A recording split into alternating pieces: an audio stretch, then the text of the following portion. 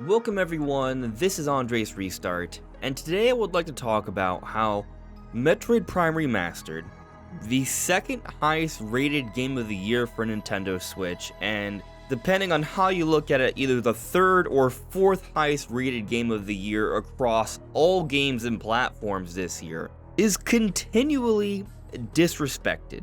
And I think it deserves more credit, which it's not getting. So that's what I would like to talk about today.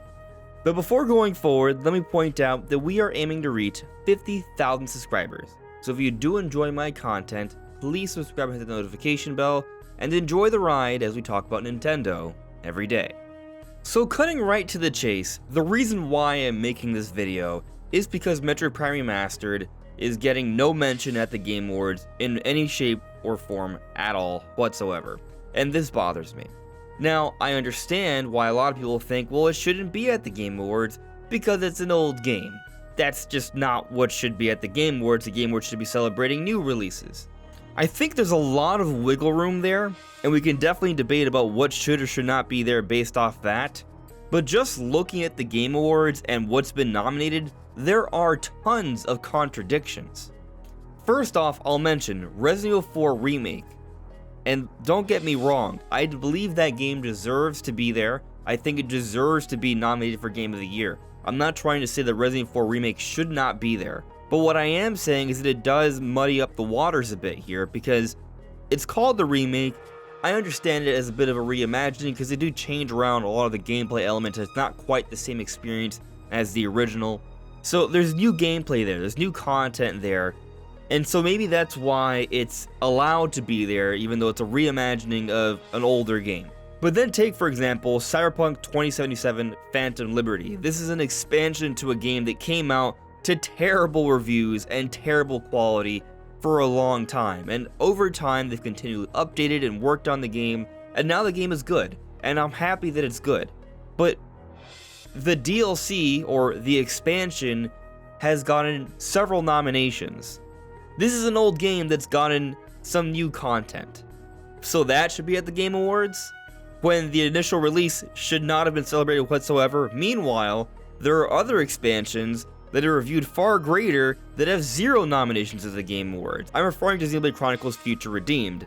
That expansion is arguably one of the best experiences of the year. Actually, according to Metacritic, it's the 8th best experience of the year across the board, while Phantom Liberty is just the 15th, yet Phantom Liberty has several nominations, Future Redeemed has none. Now, I'm not trying to argue that there's some sort of Nintendo bias at the Game Awards. Some people may feel that way, but technically Nintendo has more nominations this year than any other company, so it's hard to argue that there is some sort of Nintendo bias. But you might be able to make the argument that there's a Nintendo bias against their lesser known IP or their less popular IP. But that's not what this video is about. I'm simply highlighting some contradictions here and how nominations at the Game Awards aren't always the best representation of what should be celebrated as the best releases of the year. Just this week we had some controversy centering around Dave the Diver. This game's developer, Mint Rocket, is actually a subsidiary of Korea's biggest game company, Nexon. Why is this an issue? It's an issue because it's been nominated for Best Independent Game, but nothing about what I just described is independent. Dave the Diver was put in there because of the way the game portrays itself, not for what it actually is. So the point I'm making here is that we have several contradictions that are very arguably unfair to other games. And yet, we look at something like Metroid Prime Remastered, which, again, according to Metacritic, is the 4th highest rated game of the year, and actually, I could argue it's the 3rd highest rated game of the year. It depends. Alan Wake is 5th currently on Metacritic, but they move things up and down here or there. But then you look at The Witcher 3, that's just the complete edition, and just has higher reviews for a particular platform, while elsewhere, it's not so high. Regardless of whether it's 3rd, 4th, or 5th, Metroid Prime Remastered is one of the highest quality releases of the year, and it stands far above many of the games that are featured prominently at the Game Awards. But I know that many of you watching will hear the contradictions that I mentioned and say that those still don't apply to Metroid Prime Remastered because it is a remaster, and that's why it could never be up for any sort of nomination. And let me make this clear, because I tweeted about this a few weeks ago. I'm not trying to say that I think Metroid Prime Remastered should be up for Game of the Year, although maybe you could make that argument. I'm not trying to make that argument. I'm simply stating that a game of this quality, that is a new release for this year, that is a new experience for this year, isn't being celebrated at all. And that just doesn't seem right to me. And I understand that had Nintendo straight up just put a different name on the box, it would be at the Game Awards.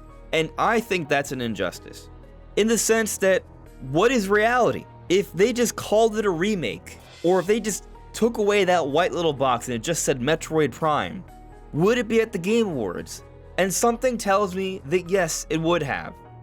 So what I think we're getting at here is labels that don't necessarily matter, is the main point I'm making here. Why does it matter how they made Metroid Prime Remastered? Shouldn't what just matters is the end result?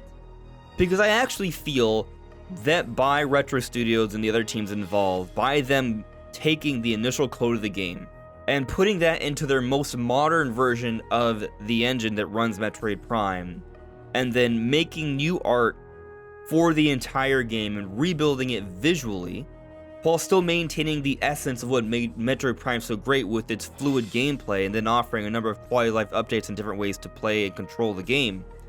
Why should that be undervalued compared to something else that has a similar result, even though technically it's not using old code, it's using new code? Shouldn't the end result just be what matters here? Because I actually think that the direction that Retro Studios took with Metroid Prime Remastered enabled it to be a better game, because it feels like Metroid Prime while still looking modern and playing modern thanks to the quality of life updates. But ultimately, I don't think it should really be that complicated.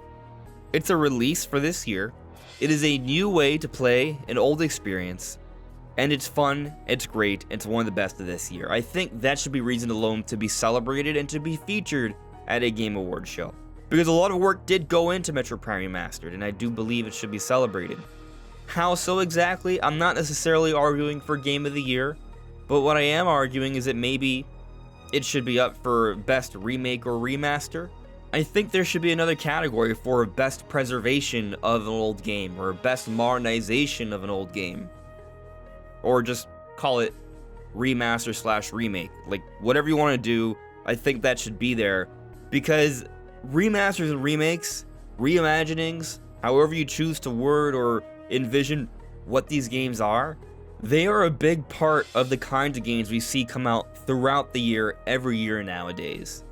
And to see that there isn't a dedicated category celebrating this, which is a big part of gaming nowadays, as opposed to other categories that I think don't really matter for most people, I think things should be adjusted. Because you have situations like this where Metroid Prime Remastered, one of the best releases of the year, is not being celebrated in any way, shape, or form when it should be. And that's really all I'm arguing.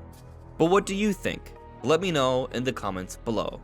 This is Andres Restart. Thank you so much for listening and watching, and I'll see you all really soon. Take care. Bye.